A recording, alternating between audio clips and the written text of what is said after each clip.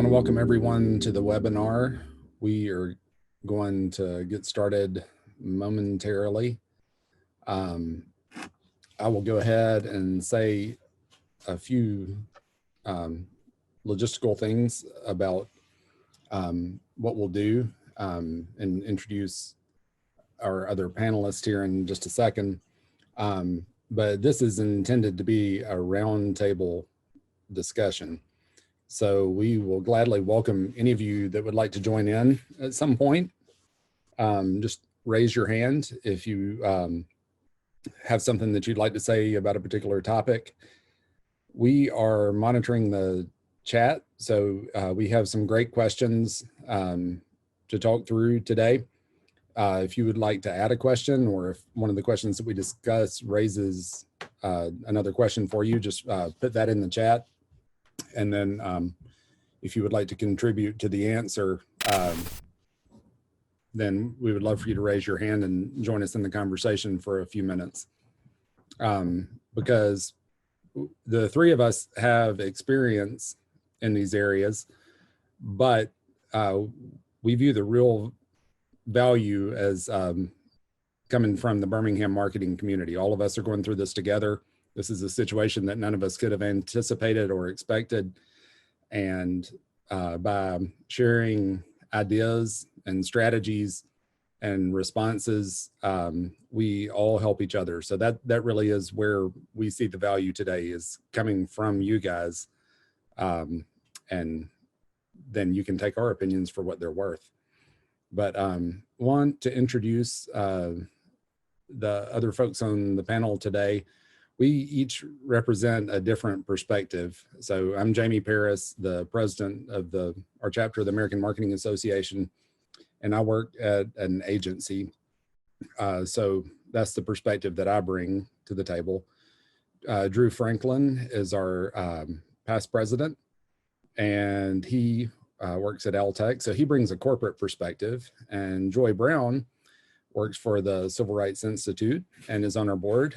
And so she represents a nonprofit perspective on this. So I will go ahead and let Drew and Joy share a little bit about their experience and what they've seen over this last crazy month or two. And then I'll share a few of my thoughts. So Drew, you want to get us started? Yeah, sure thing. Hi there, Drew Franklin. I work in marketing communications at Altec. It's a manufacturing company based here in Birmingham, Alabama. And so my role at Altec on the marketing communication team has been for corporate communications, video, and photography for the most part of my career at Altec for the past almost 5 years. And when COVID-19 kind of broke into multiple areas, especially when it came into the States, we took pretty swift action as far as adjusting to remote working schedules. And it became a little unclear what that was going to look like at our different facility locations. We have manufacturing locations scattered throughout North America and really different parts of the world. And so as far as communication goes, that was one thing that really our team got an opportunity to jump in and be on the forefront of it all and be able to create tons of communication content. And the value of internal communications has never been brought to the forefront, at least at my time at Altec, as it has now. Now, our team has gone, our graphics team have done over 30 plus different content pieces, from posters, flyers, different elements that are going to be scattered throughout break rooms, talking about safe social distancing, best practices to keep your with hygiene and other things that are really being able to communicate. And on my team, we've been able to produce close to about 30 different videos, whether that is best practices. But one big thing that we've been able to really push during this part of COVID-19 and the coronavirus pandemic is being able to create internal messaging, whether that's from executive leadership or down to divisional leadership, and being able to teach people the value of video and how they can create their own videos and then bring it back to our team. We can edit those things out very quickly and then publish that out to the different teams that are scattered throughout the country. And one big thing that's been a change for us throughout all of this is how are we handling internal and external communication? Because we have a ton of people that are based in our plant locations that don't really have direct access to our intranet, which is inside Altec. And so we had to put a ton of content on our public facing website, altec.com, which is something that kind of goes a little bit of what we've done in the past, but we saw an opportunity to really do the right thing and communicate and over communicate as much as possible to make sure our associates are safe and our customers are safe and they feel confident in the best practices that we are living out. And so a lot of that content was externally facing, and we were just trying to be transparent as possible and over communicate. And if you're a marketer, I know that internal communication sometimes does not come to use the marketing team, but it has for us, and we've been brought in, and it really has added value to our relationship up, down, sideways, and across the company. Thanks, Drew. Joy, I'd love to hear a little bit about your experience. Yeah, so I'm Joy Brown. I work as the marketing manager for the Birmingham Civil Rights Institute. For those that don't know, we are a museum, educational institution, and now a national monument. And this has definitely been interesting for us, especially being a museum. The majority of our revenue does come from visitors and through facility rentals. And so we closed the museum on March 13th. Our whole team, which is a team of 24, not a big team, we've been working remotely since then. And I'm a department of one, and we have had to figure out a way to essentially put a museum online virtually, which a lot of bigger museums are already doing that. They have virtual tours. We did not. We were very much so behind the curve on that. So mostly what I have been doing, my role at the organization has shifted to the forefront even more so because that has lied on me to figure out ways to create that content that we already have in the museum and bring it virtually, on top of trying to find ways to replace that revenue that we're losing. So, just pushing out the need for donations more and memberships, and trying to figure out ways to offer content to members. And like Drew said, the internal communication, that's been huge.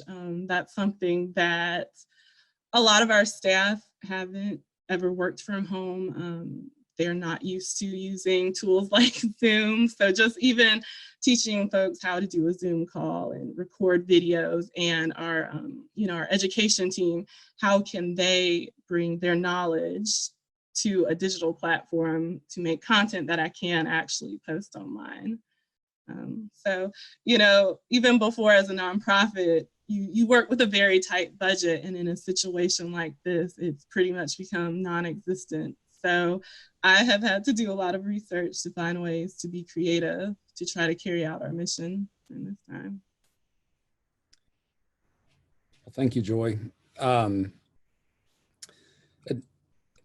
so I'm Jamie Paris, and work at Electromagnetic Marketing. And so from our perspective, this has been a super busy time because we have all of our regular work and then just a tremendous amount of work related to internal and external communications. One of the biggest changes that we've seen is that we are a lot more involved with our clients on internal communications now than we'd ever been before.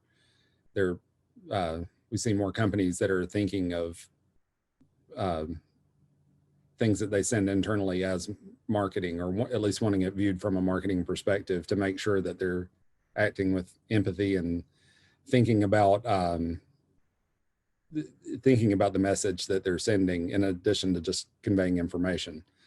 Our main message to our clients right now, number one is act with empathy. Like, think about who you're communicating with and the situation that they're in, and consider that before you take any action. Number two, for clients that are asking, how do we sell during this time? We're recommending that people do good to do well. And what I mean is, look for an opportunity to leverage your expertise or your position in the community to help with the situation and help your clients. And that will lead to long-term benefits. One example that I love is there's a security company that Chorus Smart Secure in Birmingham that does home and business security systems and automation. And they saw that article a couple of weeks ago in the Birmingham Business Journal about 5 restaurants being burglarized over the weekend. So the next week, they set aside about $15,000 worth of security systems and offered to install them in any restaurant that's closed during the pandemic for free, with free monitoring and no contract. And they basically said, if you need security monitoring after the pandemic and when you reopen, great, we'd love to have you as a client. But if you don't, we're not going to hold you to anything. We'll come get the equipment and you'll be free from any contract or anything like that. So they're doing it with no strings attached. And it's been great PR for them. I mean, I'm sitting here talking about it now, but a lot of people have contacted them on social media. But it started with an altruistic, how do we do the right thing right now? How can we make this situation a little better? How can we help restaurants and gyms that are closed? So we recommend that everybody look at your business, look at what you do, think about the clients that you serve and consider how you can help them right now, how you can do good to do well in the long run. That's definitely something to keep on the radar. And the other thing that we're advising is just don't assume people know what's going on. Communicate a lot. And that doesn't mean overwhelm everybody's inbox. We were going to do a little poll and ask how many COVID-19 emails you got in the last 2 weeks of March from how many different retailers. So you have to communicate in a variety of different ways because we've all been overwhelmed by those. But yeah, I was talking to one business and they had literally posted on social media a couple of days ago. And today, they're getting a phone call from somebody saying, well, it didn't look like y'all had posted in a while. Are you still in business?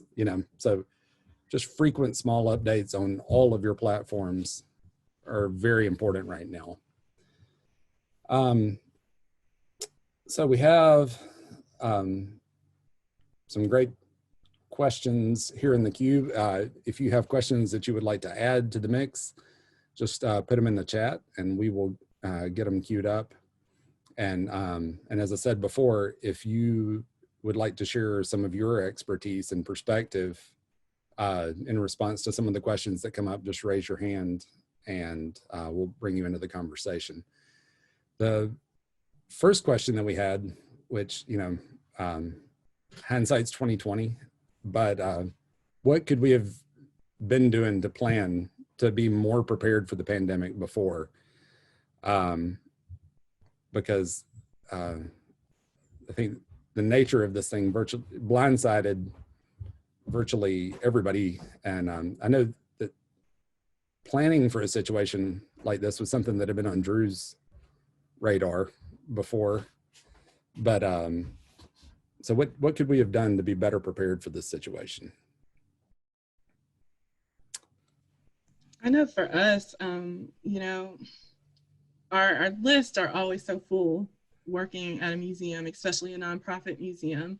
And virtually getting our tours online and digitizing our archives had always been a wish list item for us, but it always got knocked to the bottom as far as a priority. And now our whole team is realizing, wow, we should have really did that. If we would have done that then, we would be able to weather this a lot easier now. So going forward, I mean, this situation is going to change how everybody lives their lives. I don't think we'll go fully back to normal when all of this is over. But just, you know, everything, even as far as like our internal communications, we've been struggling to get everybody onto a Zoom call. We've been using, you know, just regular traditional conference calls. So just really, you know, doing the development of getting your whole team used to using those tools and cross-training. You know, something Drew and I were talking about earlier is, you know, just making sure your executive directors know how to shoot their own video, because now we're in a situation where I can't shoot the video for them. And so I wish we would have done that ahead of time, for sure.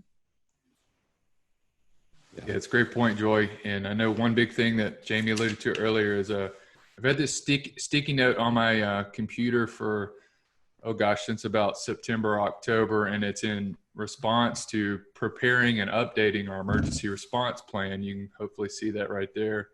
Boom, a little bit. So we actually started updating our emergency response plan back in the fall, which it worked out, but unfortunately we weren't fully updated on it. But we've been working in the middle of a lot of these communication efforts when the coronavirus came into the States, and we took that starter update and really kind of work in progress going forward. And I know one big thing I wish that I know our team has talked about extensively is how are we handling internal communications.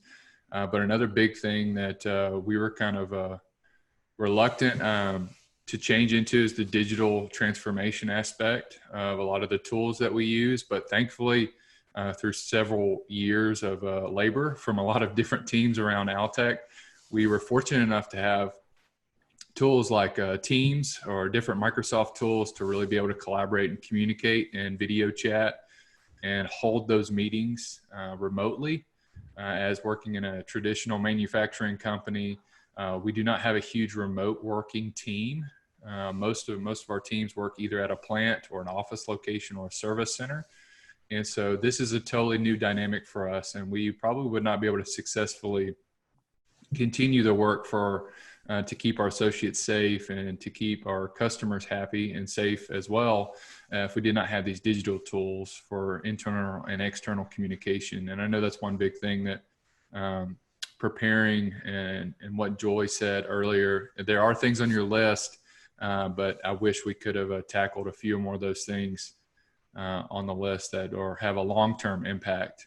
And that's probably one big thing I would note, you know, making sure if there's some long-term impact projects, try not to like let those linger for a couple of months. Like go ahead, check in with it once a month, and because those have long-term value as well. Mm-hmm. Yeah, I think doing all that you can do to use a variety of different communication channels, because in a situation like this, people that were actively engaging with email, both, you know, bulk distribution and in a CRM with customer lists and having a variety of contacts at each of their clients, people that are doing that kind of thing, and also paying attention to social media and nurturing each of those platforms, and having some kind of strategy around video and or audio. When something like this happens, you need all of your resources available. And the more of those resources that you've cultivated, the better position you'll be in. So, well, thanks a lot, guys. Well, speaking of a variety of different communication channels, one of the questions we got is, how are you communicating during the crisis? Email, video, what works best? And I'll say, you know, for us, all of the above, social media and email in particular. One thing that we've tried to do with email, a couple of times during this cycle, we've written a broad update with advice for our customers, but we personalized it for each individual. So instead of just sending a bulk email that says that we're washing our hands, we we take the time to say, in your situation or your industry, this is the way some of these things may apply. So we probably wrote 2 or 3 paragraphs that we cut and pasted into every email, but then we took a few minutes to personalize it for each individual customer. So that's been one of the strategies that we've tried to communicate. What about you guys? I'll go ahead and jump on in here. I know one big thing for us, I alluded to it earlier, the power of video, and how are we able to also share that information externally and being comfortable with that. If you go to altec.com, there's a coronavirus updates on the top menu nav area. You can see a lot of the messaging we've done, and a lot of that is external, but also reflects our internal communications. It's just dual related, because a lot of our working teams outside of an office location that are on the plant floor and maybe in a service center location may not have access to our intranet, or just a computer that they work off to get access to our intranet readily available. And so we made that public information, and the power of video comes in with a lot of our executive team and other department directors probably have never produced their own video before. And so I spent the first week producing some tutorials and also just kind of coaching a little bit of one-on-one on how to record a lot of communication, whether that's on your laptop or through Zoom, and record it that way, or even to record using an incredible camera, your iPhone, and being able to produce video that way and be able to text it or email it over, and then be able to cut those videos out and be able to push those out to the different organizations that we represent across the country. And that's, it was a lot of work on the front end, but the value and the benefit has been incredible. And I would highly recommend, if getting your whole team, first of all, comfortable with video, but really being able to coach your executives on the power of video and how it makes an impact to the associates and your customers as well. We've relied heavily on social media. We launched an oral history project about 2 weeks ago called When Resilience Speaks. And basically, we have oral histories already in our collection from people that were heavily involved in the civil rights movement in Birmingham decades ago. But what we really wanted to do is capture the stories of people's experiences right now, because we know this time will be a historical event. So we really were trying to think of creative ways to make people feel a part of the museum. And we thought, what better way than giving people an opportunity to share their story. So they can either share their story via a hashtag, calling into a dedicated phone line, or emailing a story. And then we hope to, once this is all over, to use it within an exhibit. So that's one way that we're trying to tie our mission to the current situation and be inclusive of the community. And then another way, all of our programming usually is on site. So we've been trying to figure out ways to do, whether it's Facebook Lives or Zoom calls, to do public programming online. And just as Drew said, that's what I've been having to do, coach people to use those tools to do exactly that. Because many of my team members are historians, and that's their thing, and they're not up to speed on this stuff. And it's just normally in the office, I'm able to hold their hands through that and actually be the person that facilitates that. And now it's becoming more of a cross-training thing, for sure. Well, thank you. Yeah, that having a variety of approaches and being willing to use a variety of different tools, from your iPhone to whatever, is critical right now. So we just had a question come in through the question and answer thing, which I think is pertinent to all of us. It says, we're accustomed to meeting with our clients who are mostly out of state in person, and I've started to notice some of the relationships are struggling because we're not able to meet with our clients in person and are only able to meet via Zoom.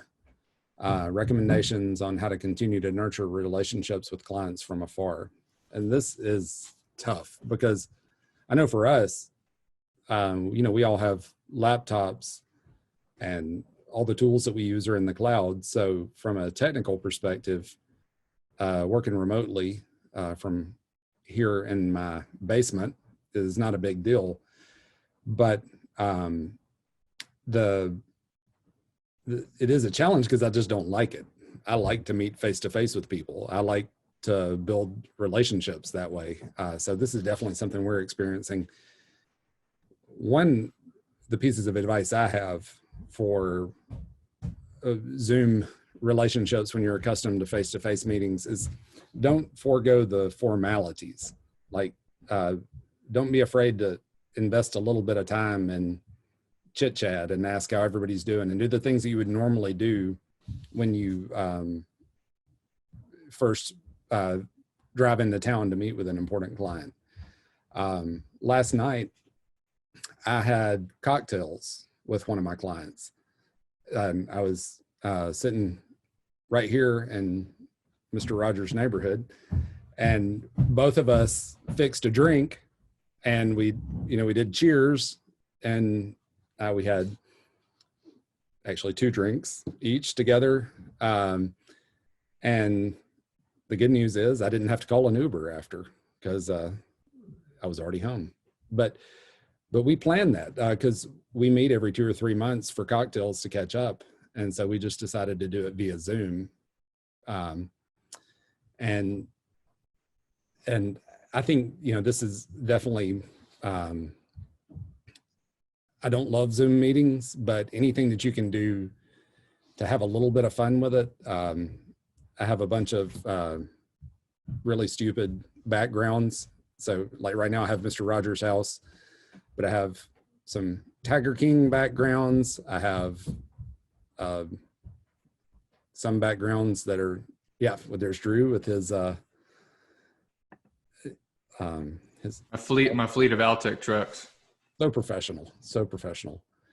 But I mess around with my backgrounds a lot just because Zoom meetings are boring, and it's not the same as meeting face to face with somebody. So if you don't take a little bit of time to think about either having virtual cocktails with somebody or catching up on how their kids are doing, and or just having some silly backgrounds or whatever, it can be a challenge. The other thing I would say is lean on old school methods of communication to supplement. Like send a handwritten note. Text people to check in. Hope you're still doing well. Which is funny that text messaging, I guess, is now old school communication. But do that kind of stuff to reach out in another way to build a relationship. And I do see, before I see if Drew and Joy want to say anything on this topic, Andrew Burke they're in the audience, said yesterday he received a nice promotional item in the mail from a company he'd done business with in the past, and it was a surprise and made a nice impact. So yeah, this is a great time to think about sending somebody a little gift or a card or some promotional item or something like that. So Drew and Joy, do y'all have any thoughts on this? I think that's a great idea about sending the promotional items. That's one of the things that we've been trying to do to keep our members of the museum, engaged and happy, because they can't really use any of their membership benefits right now with us or any of the reciprocal museums. So we've just been trying to find things that we have that we can send out, whether it be stickers or, even when I do our emails to our full email list, I usually segment those emails and try to give the members a little bit more of a personal touch than I do our full range list. Yeah, I would just echo the intentionality factor there, just being intentional and thoughtful with checking in personally and not even leading. I know the one big thing that our team has tried to make an effort on, even when we're talking internally with our different teams or with a customer, is like the first question needs to be like, how are you? How's your family? What are you, what's going on with your week, instead of jumping into, okay, let's get the meeting started. Just it keeps that empathy thread going. And I think that kind of continues to enhance and build upon that relationship that you've already established. Great. Thanks, y'all. So one question that we got, which I'm actually going to show a little video before we answer this, is, how do we promote ourselves without it seeming like we're exploiting the situation? Because there's kind of a low tolerance right now for people that look like they're trying to profit off of COVID-19. But I mean, we're all businesses, we have to survive. So I'm going to show this little video some of you may have seen from Frito-Lay, and then we'll put up a little poll to see what your response is to it.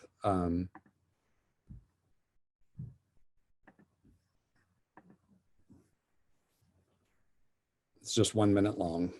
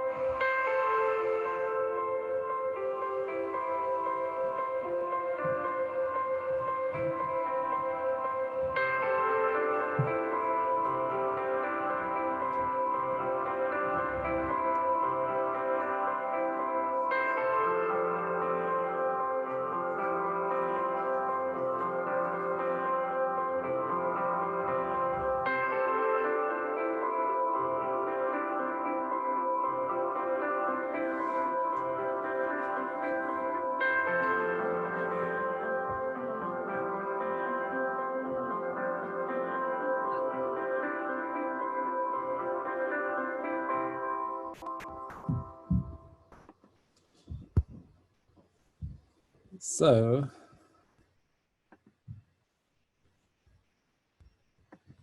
let's see.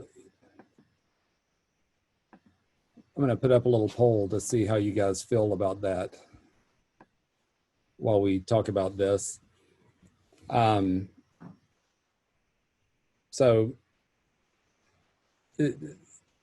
personal opinion on, how do we promote ourselves without it seeming like we're exploiting the situation. One thought is, I think businesses ought to be able to promote themselves. I mean, we're all concerned about survival right now. And even if things are going really well at the moment, we have to be prepared for the worst case scenario. I think it's appropriate, but it must start with empathy. If you haven't factored in, who your client is and what they're facing and how the message can be interpreted, then no message is going to sound good. But if you lead by serving first and having a servant-hearted approach to the way you interact with your customers, then you have a wide latitude for promoting yourself. And I think, some industries in particular, like restaurants and nonprofits and museums, people will put up with a whole lot more direct promotion because they know what a challenging situation this is. So they might take less from me or from Drew than they would from Joy. So you really do have to know your industry. What are your thoughts?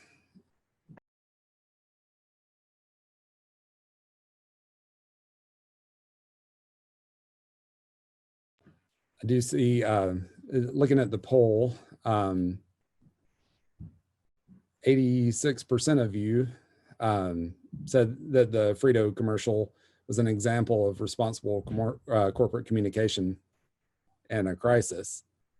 And then 14% said it's an example of a company patting themselves on the back. And, and the truth is probably that it's a little bit of both. I mean, companies are always patting themselves on the back. That is what they do.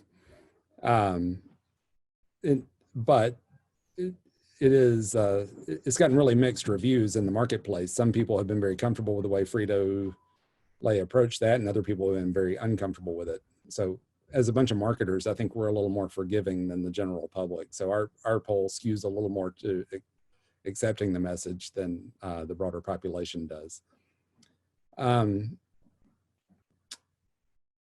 So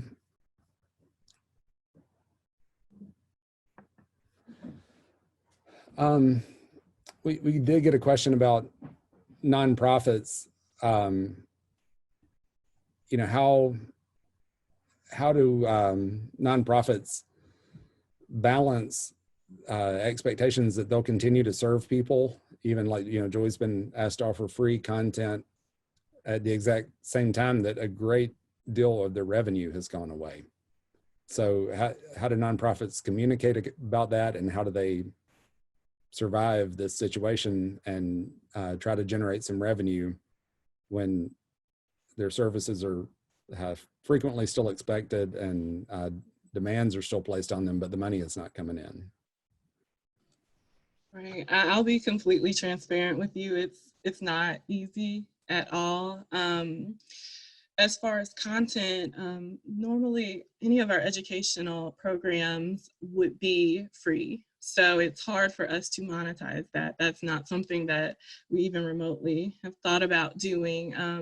The admission to the museum is not free. It's free for certain people, but as far as the general public, it's not. So that's where it becomes a little bit tricky, because it's like, well, if you have to pay to enter the museum, it kind of makes sense that you would have to pay for a virtual tour. But I think you have to look at like organizations in your industry, and across the board, all museums are giving free virtual tours. So one way we're trying to, you know, generate revenue is by upping our products of our online gift store. Prior to this whole crisis, I think we only had about 5 items, like a logo t-shirt, a coffee mug, and a magnet, like really stuff that nobody would have a need to buy right now or have interest to buy. So we've got a lot of cool stuff and a lot of stuff that's signature to Birmingham and Birmingham's history in our gift store. So we're trying to capitalize off of that unique story. And you know, that's another way we can connect to visitors that have visited us from all over the world, and the only place they can get some of these items are in Birmingham. And so that's been somewhat of a heavy lift. We're trying to schedule photo shoots to photograph products and get them all up on our site. And you know, the other part is pushing for more donations, but even that is tricky, because it's like, well, should we really be asking for donations right now when there are other organizations that are contributing to feeding kids that are out of school right now, or to donating PPE for medical workers? But the reality is we still have to survive as well when this is gone. And, you know, we do want to still have a museum and a staff to operate the museum when we do reopen. So, I mean, it's a fine line. I think it's just using your best judgment and knowing your audience. Most of our audience has reacted well to the ask for donations. So, yeah.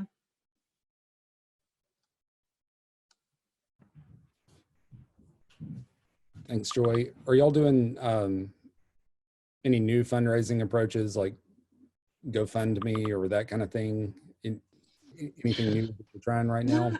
Not as of yet. Honestly, going back to old school ways of communication, there has been talk of doing somewhat of like a telethon. Most of our staff is not excited about that, but just thinking of ways to really personalize the ask and not just doing the, you know, typical email blast and things like that. We have done some Facebook fundraisers that have done pretty well. Great, thank you very much. I do love the idea of you leading a telethon. That we need to sign you up for that. One question that we got is, what are y'all hearing about the job market and employment?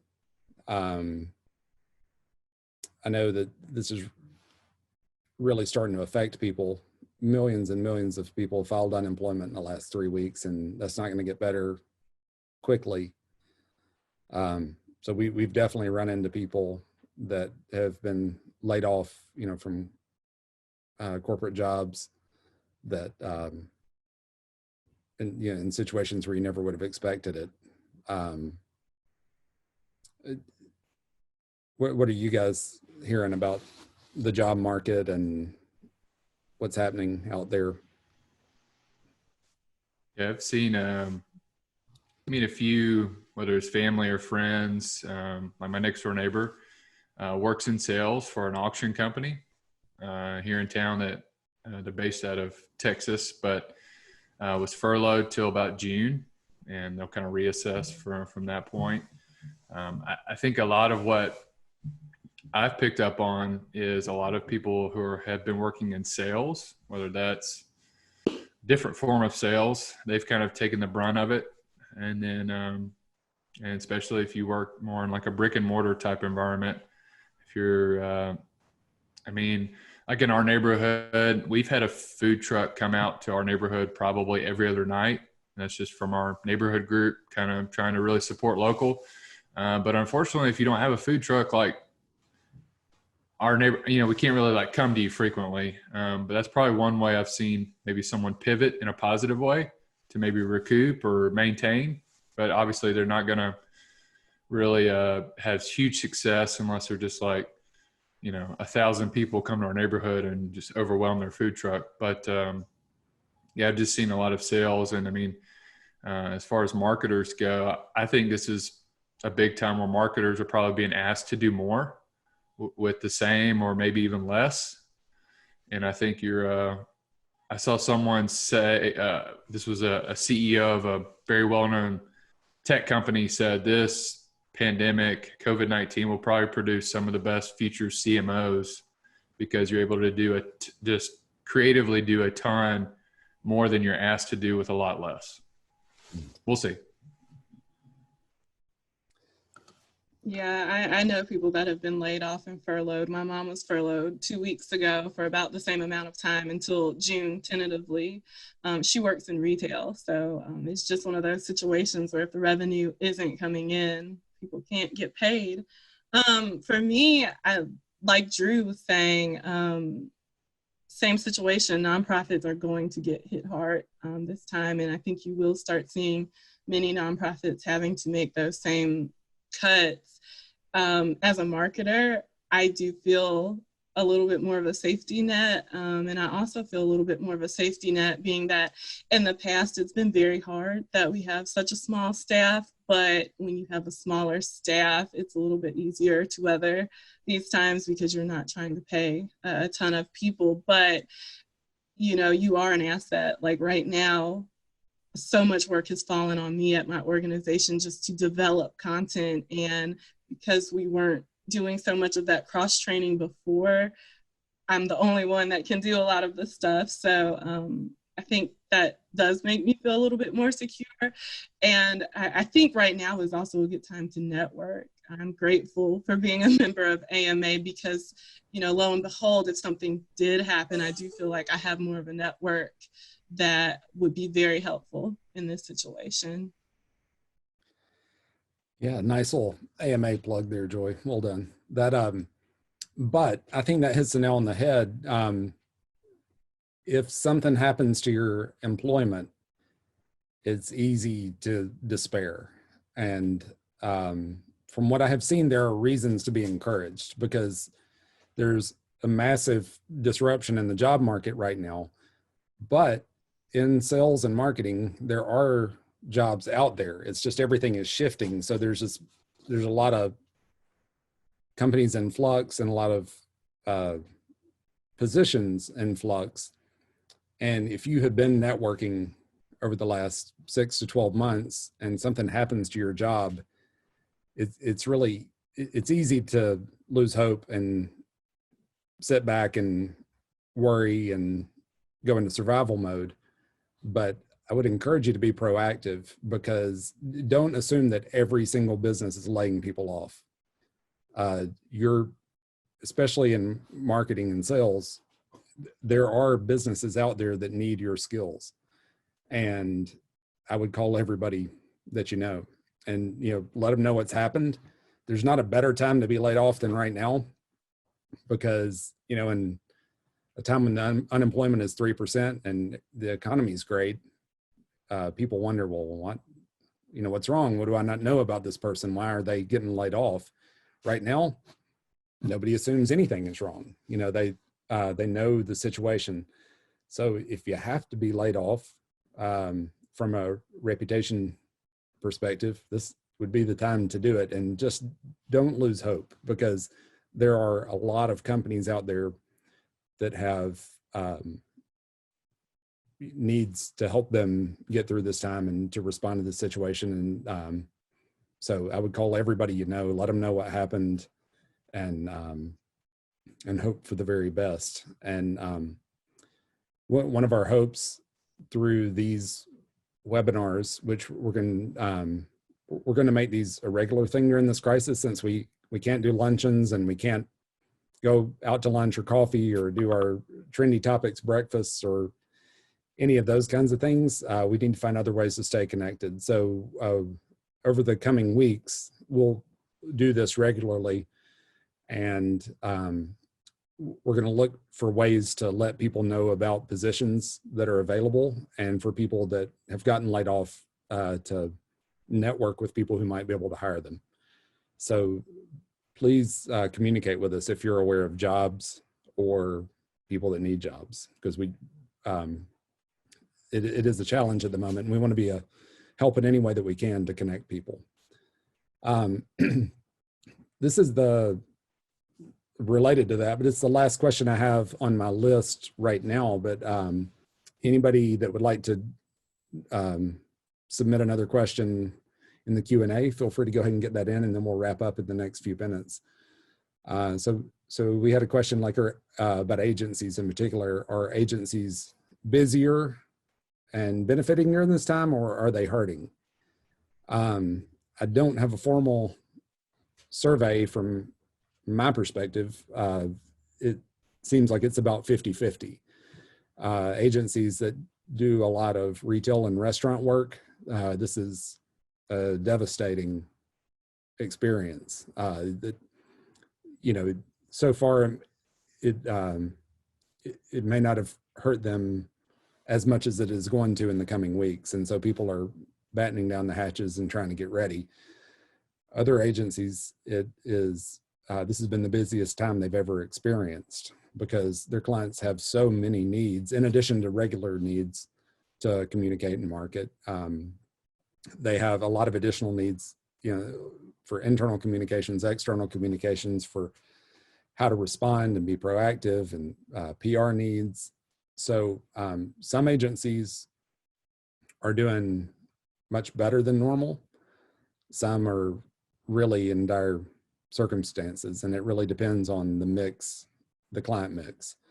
A lot of agencies are doing a lot of free work right now too, because trying to help their clients in extraordinary circumstances, I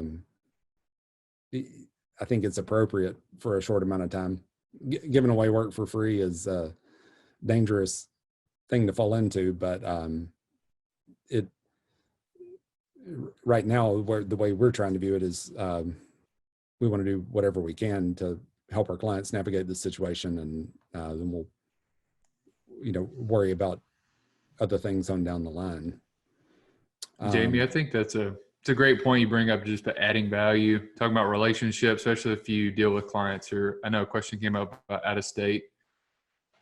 People are going to pick up on that. Like if you're, saying, hey, I know we talked about rolling this out in a campaign that was part of our proposal or whatever. What if we just went ahead and jumped in with that, or, provided maybe some best practices on teaching and consulting with people on how to do some things. I know I just got off a phone call a couple hours ago before this webinar with our agency, and we're bringing them in on just like making sure they're paying attention to different things and kind of bringing them on some inside communications that's taking place internally, just so they get a better, more clear picture of what's happening, and so they can be a super big help for us. Thanks, Drew. Well, I think we made it through the questions that we had. We have posted another Trendy Topics webinar for next Wednesday at this time. So we would love to base that on what would serve you best. So all of you should have my email. It's jamie.paris@amabirmingham.org. If there are questions or topics or panelists or anything like that that would be helpful to you, please let me know, and we will we'll do all that we can to create connection and add value here in the coming weeks.